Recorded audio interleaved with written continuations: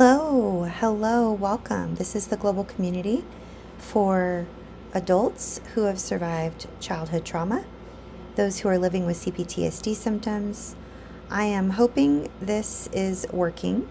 If you can hear me okay, will you please let me know in the chat box? I really appreciate it. There is something going on with my streaming software, the plugin, and I'm not 100% certain if,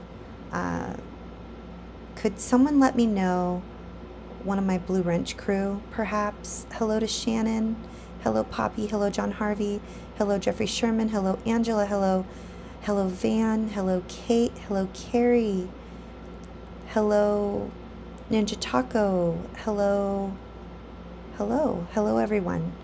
And for those of you I haven't greeted by name, hello. Can anyone let me know in the chat box if you can hear me? Can you see the screen share, CPTSD and adulting responsibilities? And number 3, is this the same stream link that we had a few moments ago that I sent you a message to? And if not, does anybody have an idea as to maybe why that is? It's very strange, the YouTubes. The YouTubes are very strange. Not 100% certain as to why they do the things they do. We were supposed to be live over on Safe Space, Healing Codependency After Complex Trauma, and for some reason it didn't let me go live over there, but I'm wondering if it is live over there and I just can't tell, or if this is just CPTSD chat live stream. It's very, very strange. My apologies for the delay. My apologies for the confusion. It's just one of those things. It's one of those things that happens and you're just not sure. Let's see. Hello. Oh my goodness, you are having to move everyone. Hello, Miss Poppy. If you all wanted to thank someone with a blue wrench next to their name, that's my Blue Wrench crew. They're the ones that keep this a safe space. I don't know why this is a different link, but here is our little welcome. If you want to come over and hang out with us between Mondays, this is where we hang out. When we're not here on Mondays, we go over and we're on Facebook, and we're in a community on Facebook. It's private. No one else is welcome in there. It's safe. It's moderated. And we talk every day, every single day, Monday through Sunday. So you're welcome to join us there. There's a link. And tonight we're talking about adulting. And for those who don't know what adulting is, we're talking about responsibilities. We're talking about taking responsibility for ourselves. We're talking about the challenges that come along with taking responsibility for yourselves, for ourselves, when we have a relational trauma background. And when we have a relational trauma background and we try to take care of ourselves, we need to approach taking care of ourselves in a different way than those who perhaps do not have a relational trauma background. Well, why is that, Athena? I'm so glad you asked. So the very nature of complex trauma is that it's relational. It means that you were traumatized by another person, or there was another person involved in your trauma. They were there. Perhaps they didn't protect you. Perhaps they perpetrated or enabled your abuse, neglect, or other type of dysfunction. Something happened involving another person. Okay? So the relational nature of your trauma, meaning that it happened within the context of a relationship with another person, whether that was a caregiver, a friend, a boss, a colleague, a parent, a grandparent, an uncle, a coach, a pastor, someone. It was another human.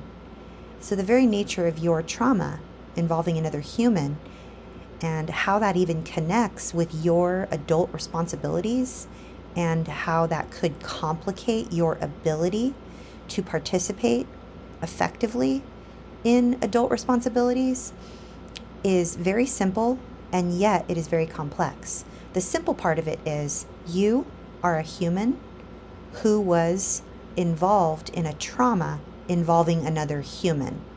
That's the simple explanation.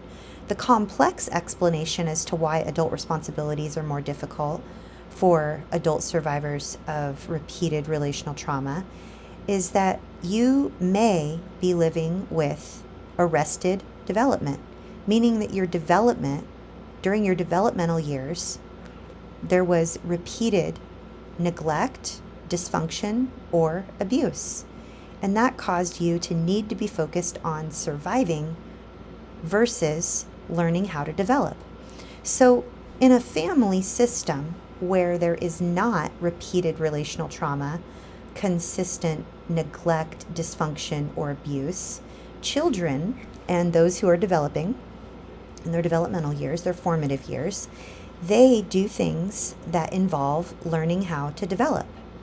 They learn how to individuate. They learn how to make friends. They learn about finances, even if that's just something as simple as having an allowance or a piggy bank, or a coin jar, or a soda pop can with money in it. They learn about how things like flossing their teeth, right? They learn about hygiene. They learn about food. How do you eat food? How do you clean up after you eat food? How do you prepare food? Is it normal to burp and belch and have gas after you have food? Is that okay? Did you do something wrong if you have gas after you eat food? They learn how to go to the bathroom. They learn how to take care of themselves privately and personally. They learn how to shower, how to bathe. They learn how to dress themselves. They learn how to fall asleep at night. First, by having someone maybe read them a book or sing them a lullaby or sit with them until they fall asleep. And then when they get a little bit older, they learn how to individuate and fall asleep on their own without the help of a primary caregiver, or what is also talked about as a primary object. Okay?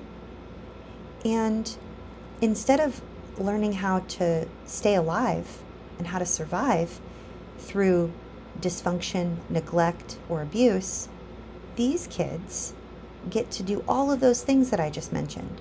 They learn how to take care of a pet. They learn how to do their homework. They learn how to say words, how to listen, how to make friends, how to be a friend. They learn how to talk, how to walk, how to run, how to do chores, age-appropriate chores. They learn how to read age-appropriate books. They learn how to listen to age-appropriate music. They learn how to consume age-appropriate media. They develop and individuate, and this helps them exercise muscles that they will need to be adults and to handle adult responsibilities. Okay?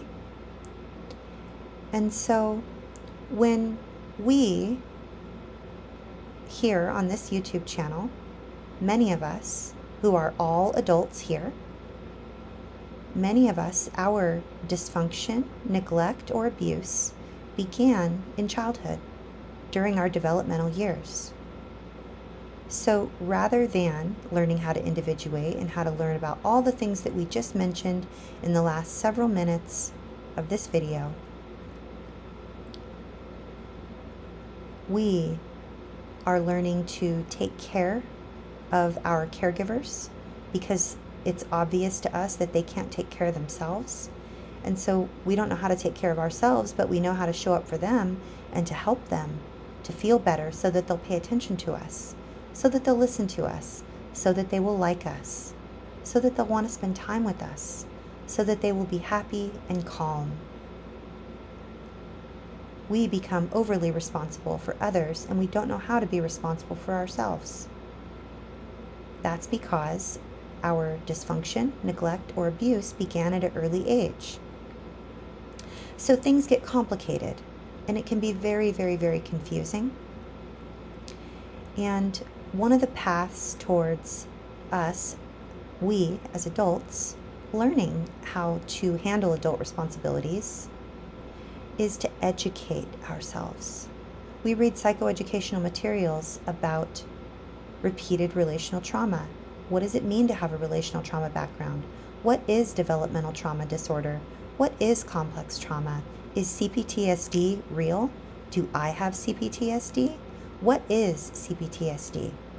This is why I and our community started the CPTSD Foundation. You can find it at cptsdfoundation.org. The reason we started the foundation is because many adults whose neglect, dysfunction, or abuse began in childhood are asking themselves, why is my life so hard? Why is it so hard to be an adult? Why am I an adult one minute and then the next minute I feel like I'm a child? Why do I feel so out of place in the world? Why don't I feel like I belong? Why am I unable to learn simple things like how to start a bank account, how to balance my checkbook, how to manage my ATM card, my debit card, how to get a credit score, how to apply for a job, how to go grocery shopping and make healthy food choices? How come I don't know how much I need to hydrate with water each day? Why do I drink things besides water? Why am I addicted to soda and caffeine and alcohol and nicotine and sugar and fried foods and things that I know my body doesn't necessarily love but make me feel better? Why don't I know how to make healthy food choices? Why don't I know how to do these types of things? Why do I settle for the job that is given to me rather than the job I want? Why do I have trouble reaching out for help? Why do I try to do everything by myself when I know I need help? Why are all of my relationships painful and confusing? Why do I keep attracting people who are abusive, neglectful, or dysfunctional when I'm working so hard to not be involved with people who are abusive, neglectful, and dysfunctional? What's going on with me? Why do I feel obligated to stay in touch with every single person in my life who has been unkind, mean, neglectful, dysfunctional, or abusive toward me? Why do I feel guilted into staying in touch with every single member of my nuclear family, even though they've made it very clear that I'm unwelcome in the family? Why is it difficult for me to take care of my pet? Why can't I take care of myself, but I can help take care of other people that don't necessarily need me to take care of them? Why do I think everybody needs me when maybe they don't? Why can't I just take care of me? Why is that so hard? Why is it so triggering to be around children, young babies? Why is it so hard and painful for me to see other kids running around and laughing and having fun?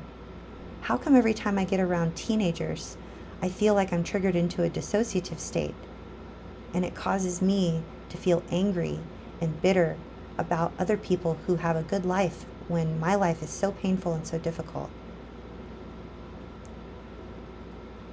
All of these questions and all of these things are natural and common for the adult who has a repeated relational trauma history.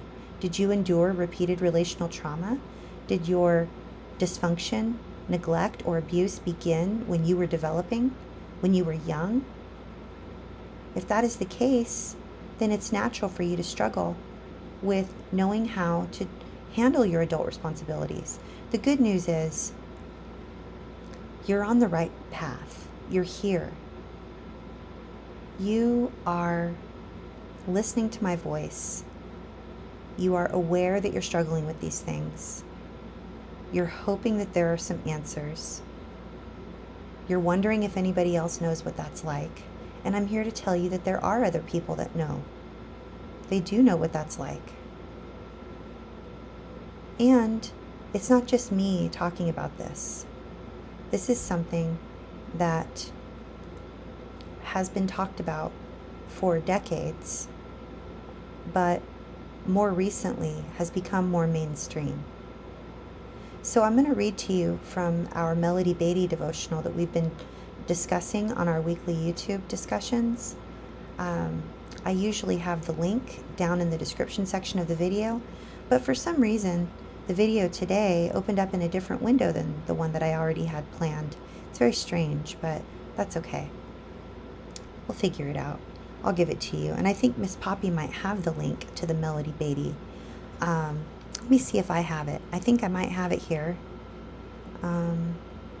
It's an Amazon link, and if you click on it,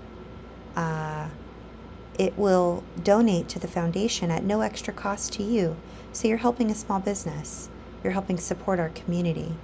Let me see if I can find it here.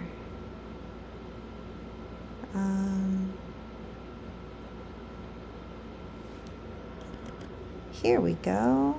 Yay. There we go. Oh, whoops. Of course, Miss Poppy just put it in the chat box for me. Oh my goodness. Poppy, you're the wind beneath my wings.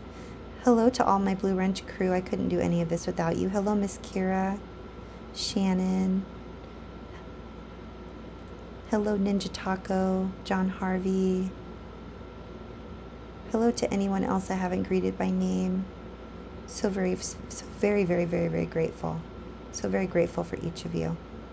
So it is interesting to me that we are on this topic of needing to handle adult responsibilities. And as per usual, many of you know that I have been dealing for several months now with workers, construction workers, repairmen, relocation, moving, all kinds of things. And I'm just hoping that I don't lose my voice during tonight's. I'm hoping that my voice holds out is what I'm trying to say, because I lost my voice yesterday. So I'm going to read to you from our Melody Beatty devotional. And here we go. Let me get a little bit closer.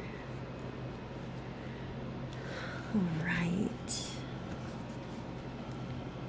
See what Melody Beatty has to say about taking care of ourselves and responsibility.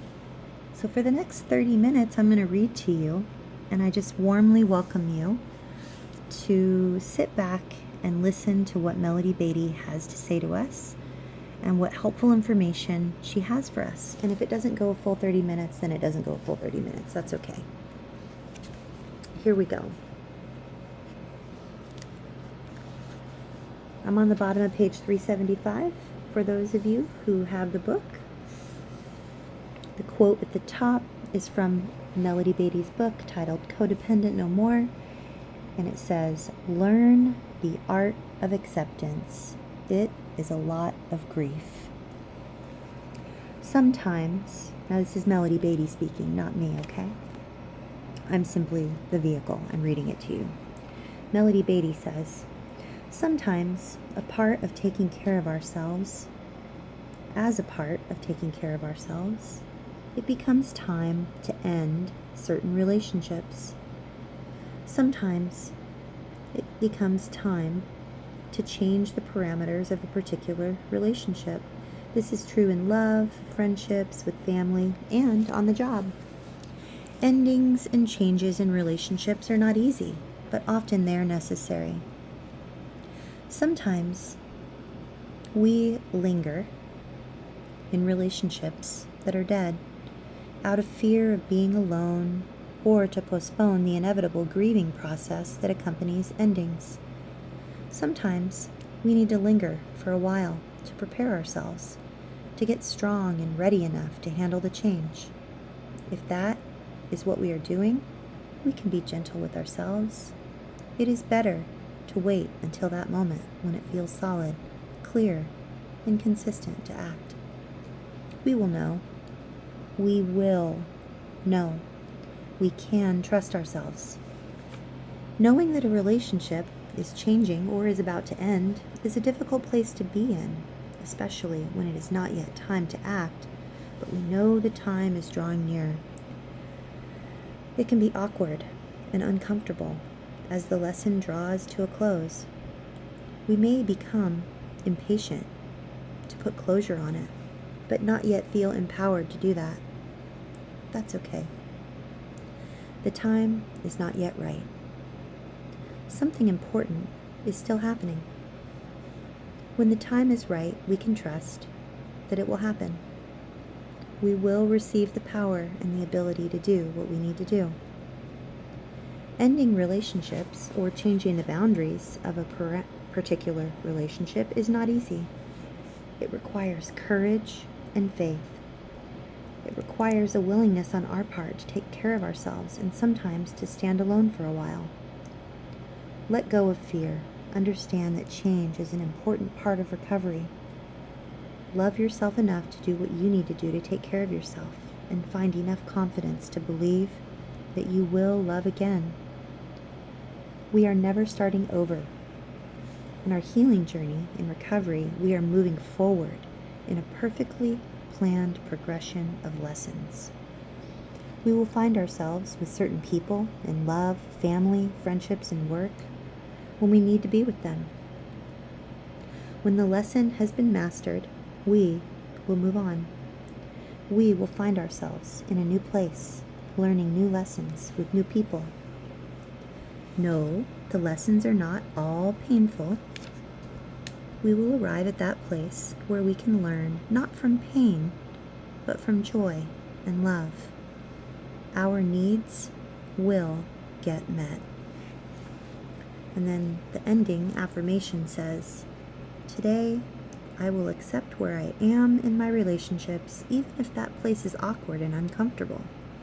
If I'm in the midst of endings, I will face and accept my grief. God, help me trust that the path I am on has been perfectly and lovingly planned for me. Help me believe that my relationships are teaching me important lessons. Help me accept and be grateful for middles, endings, and new beginnings." The next one is at the bottom of page 377, and it's about laying the foundation. And I think it's appropriate for me to pause right now and just acknowledge that part of being an adult and handling adult responsibilities means that we are in relationships with other human beings, and sometimes those relationships are difficult, and we don't necessarily know when it is best to stay or go or pause or step away, or when it is best to have a boundary. And that's what Melody's talking about here. And while that isn't the same as not knowing how to apply for a job or have a bank account, the same principles apply, because we are in the process of learning how to trust ourselves. And if we trust ourselves, which takes a while, by the way, if you've endured any type of dysfunction, neglect, or abuse over a long period of time, when we learn how to trust ourselves, you guys, navigating relationships and knowing about boundaries and what's okay and what's not okay and what we want versus what we don't want, these things become more clear. And then all of a sudden, once those things become more clear, we learn that taking care of ourselves is actually a priority that we welcome versus caretaking other people. Because many of us have spent so many years and decades caretaking other people because it was our job, it was our responsibility. It makes it difficult. It's confusing. Like, am I loving this person or am I caretaking this person? How do I love myself? How do I take care of myself? There's this fine line, and it feels almost as though we need to choose, like them or us. And then we rarely choose us because we don't want to be selfish, right? Because we've been taught that being selfish is bad. Okay? So Melody Beatty talks a lot about that in the next couple of devotionals that I'm going to read to you. And I just wanted you to know that if you are struggling in these areas, I see you. There are 30 of us here together right now, and I see each and every one of you.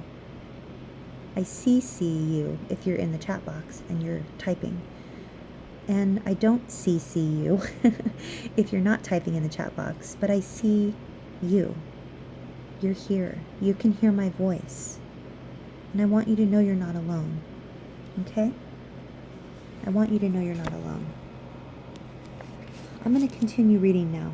Bottom of page 377. The groundwork has been laid.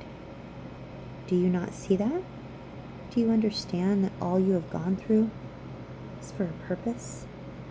There has been a reason for the waiting, the struggle, and the pain, and finally, the release. You have been prepared the same way a builder must first tear down and dig out the old to make way for the new. Your higher power has been cleaning out the foundation in your life. Have you ever watched a builder at construction?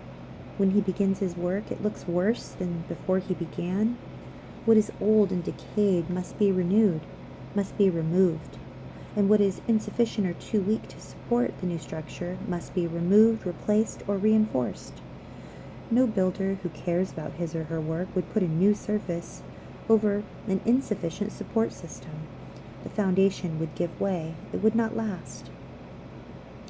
If the finished product is to be what is desired, the work must be done thoroughly from the bottom up. As the work progresses, it often appears to be an upheaval.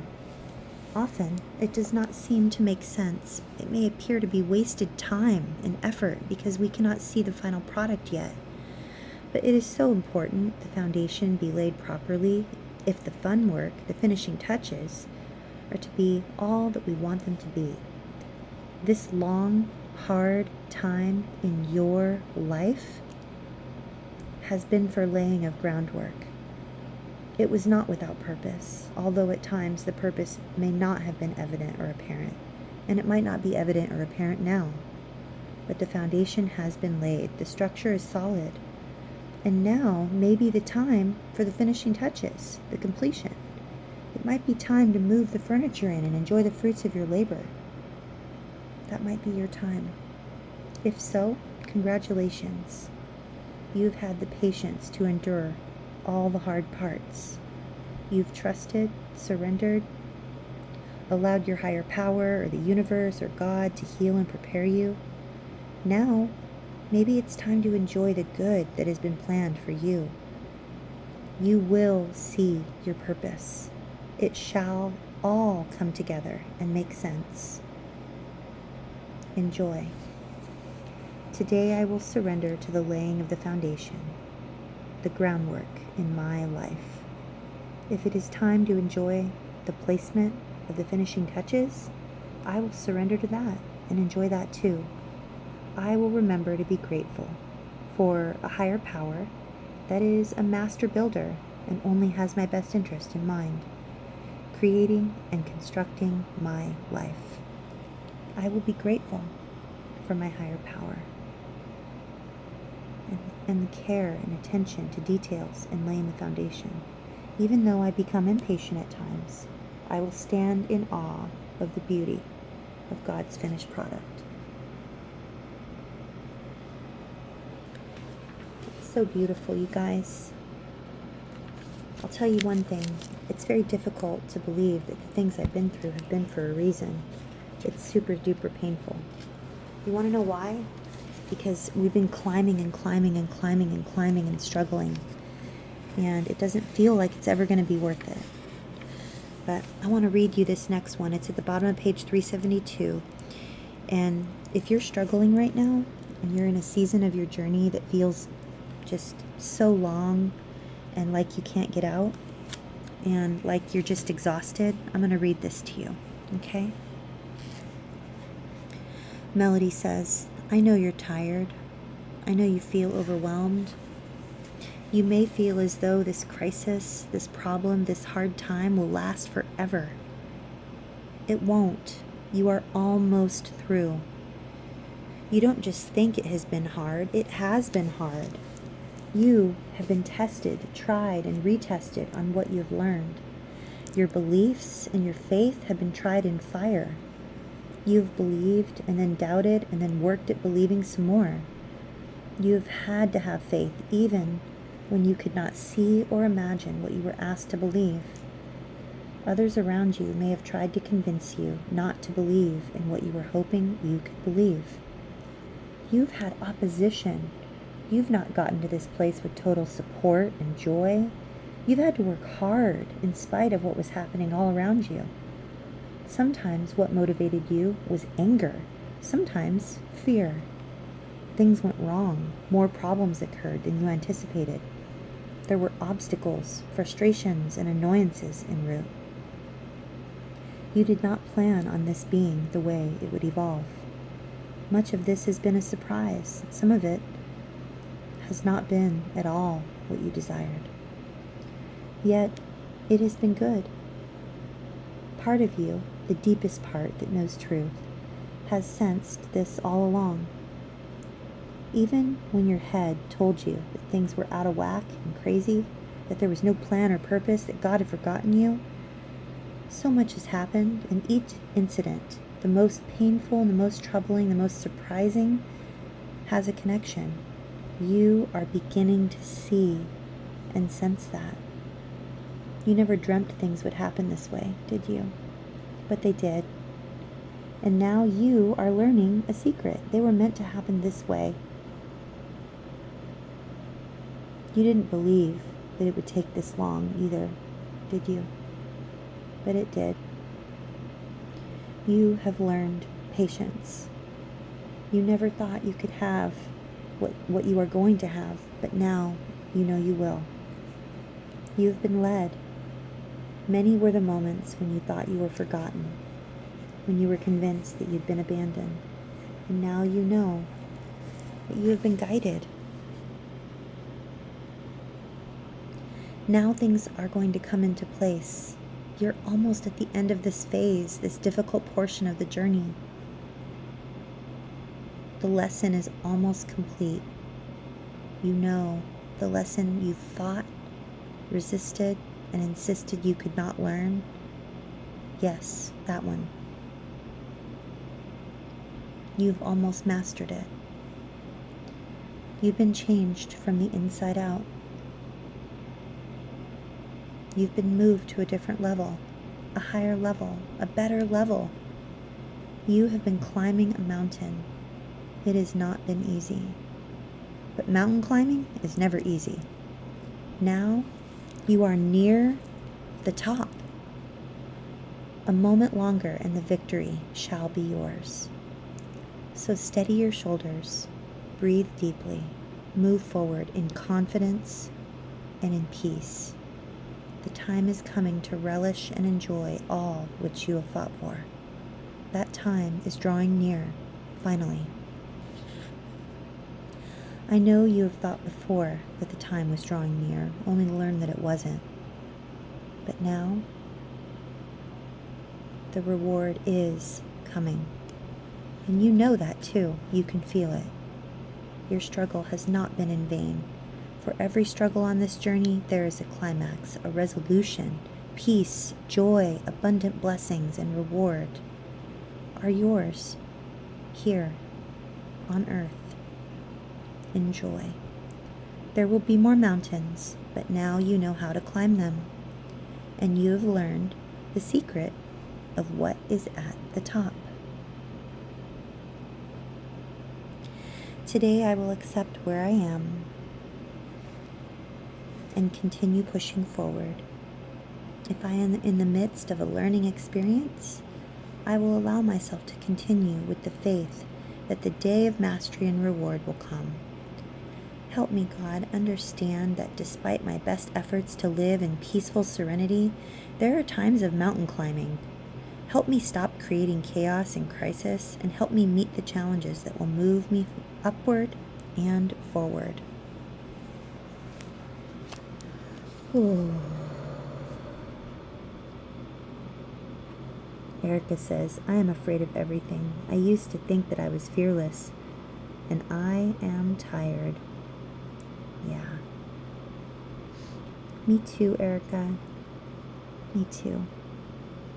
Absolutely. So there's another one that I wanted to read to you. I know we have about 15 minutes left, but there are two others that I was excited about. One of them, let's see. Let me see which one I wanted to read to you first.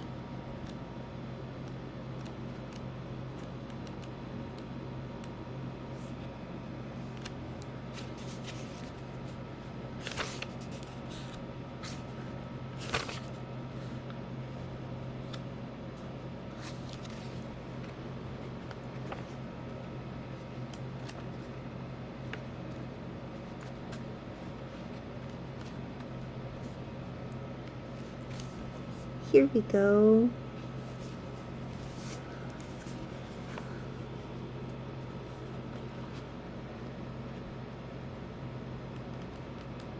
Oops, I lost the page. There it is.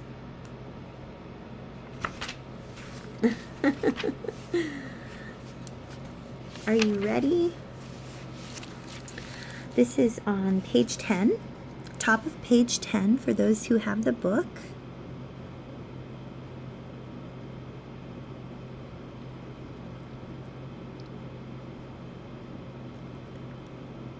Yes, Jeffrey Sherman. Sing it. Sing about the climb. That's one of my favorite songs. Here we go, top of page 10.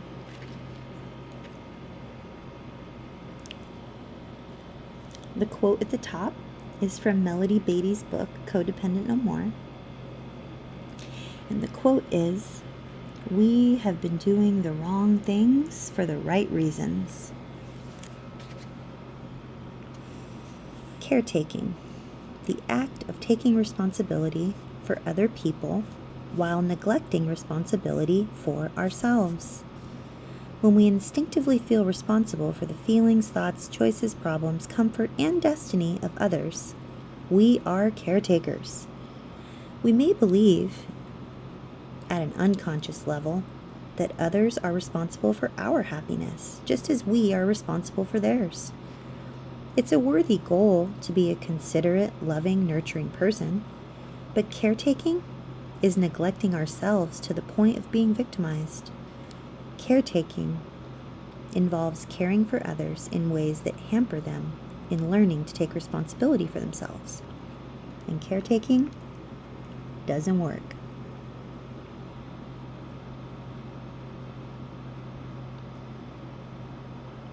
It hurts other people. Caretaking hurts us. People get angry. They feel hurt, used, victimized, and then so do we. The kindest and most generous behavior we can choose is taking responsibility for ourselves. For what we think, feel, want, and need. The most beneficial act we can perform is to be true to ourselves and let others take responsibility for themselves. Today, I will pay attention to my actual responsibilities to myself. I will let others do the same. If I am in doubt about what my actual responsibilities are, I will take an inventory.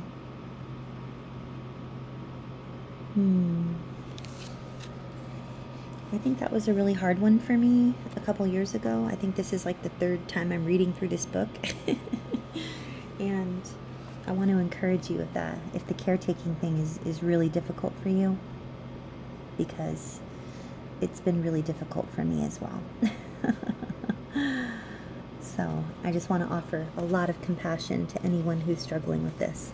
I'm going to read you the last one, okay? This is on page 163, and it's all about responsibility. Self-care means taking responsibility for ourselves. Taking responsibility for ourselves includes assuming our true responsibilities to others. Sometimes when we begin our healing journey, we're worn down from feeling responsible for so many other people. Learning that we need only to take responsibility for ourselves may be such a great relief that for a time, We disown our responsibilities to others. The goal in our healing journey, in our trauma recovery, is to find the balance. We take responsibility for ourselves, and we identify our true responsibilities to others. This may take some sorting through, especially if we have functioned for years on distorted notions about our responsibilities to others. We may be responsible to one person as a friend, or to another person as an employee, or to another person we're responsible as an employer or a spouse.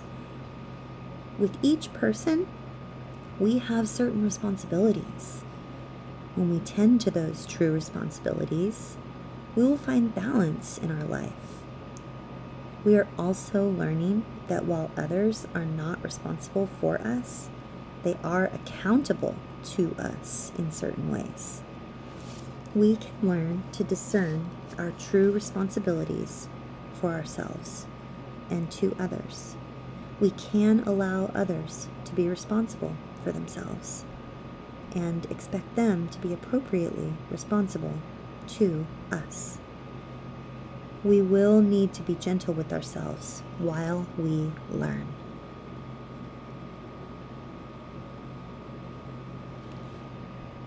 Today, I will strive for clear thinking about my actual responsibilities to others. I will assume these responsibilities as part of taking care of myself.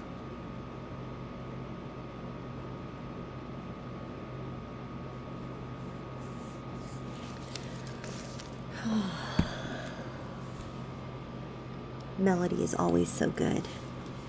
So what do you think, you guys? I don't know about you, but I've been taking care of people since I was a child.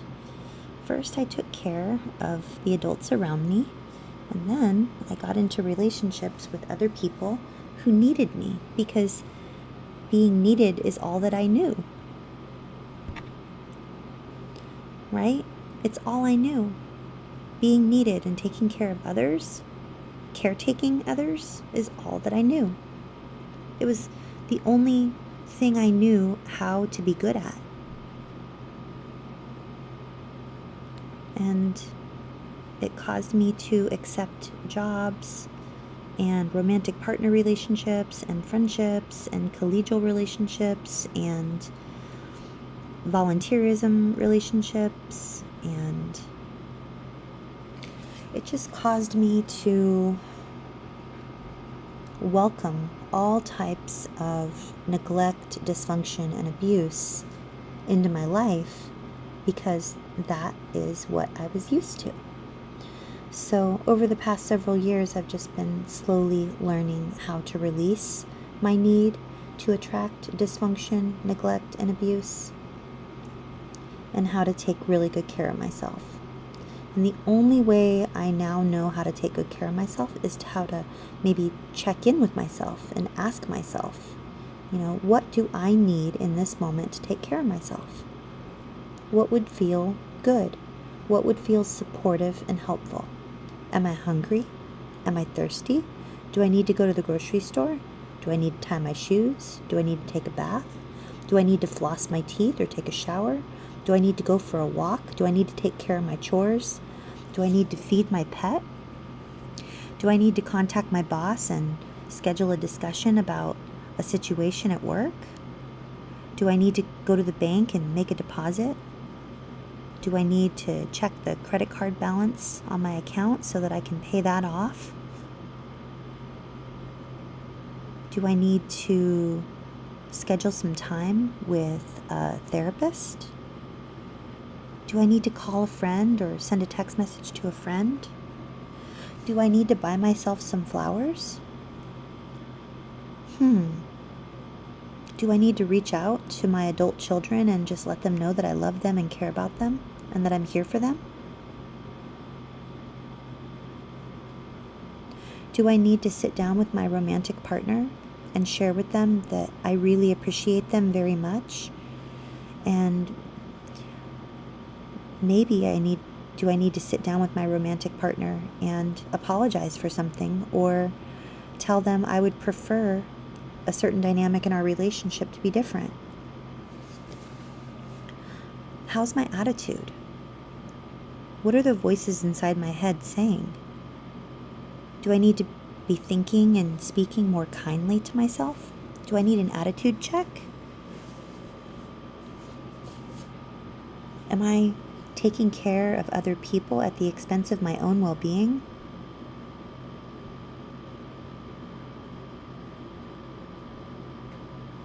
Do I need to brush up on what healthy boundaries might look like?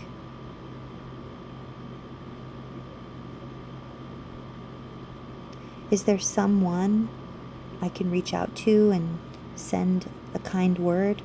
Is there something I can volunteer to do for someone just to help them, maybe even anonymously? What can I do to take care of myself today? What's the best thing I could do to take care of myself today?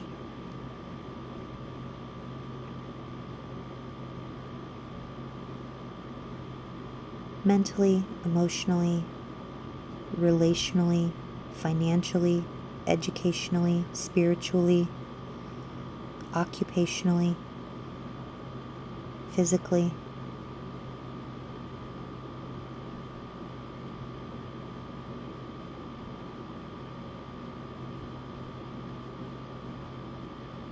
These are all really healthy questions we can ask ourselves. I hope you know that you are deeply cared about, and it's been wonderful to spend some time with you here tonight. I'll be here next Monday and every Monday, 6 p.m. Pacific, 9 p.m. Eastern, unless I'm traveling or sick. Thank you all so much for the likes and the thumbs ups and for showing up for yourself. Thank you so much to the Blue Wrench crew, Poppy, Shannon, John Harvey, Kira, Ninja Taco, all of you. I couldn't do any of this without you. I'll see you guys over on our daily recovery support calls if you're there. Otherwise, I'll see you next Monday, 6 p.m. Pacific, 9 p.m. Eastern. Be extra kind and gentle with yourselves, okay? Because you're worth it. Good night, everyone.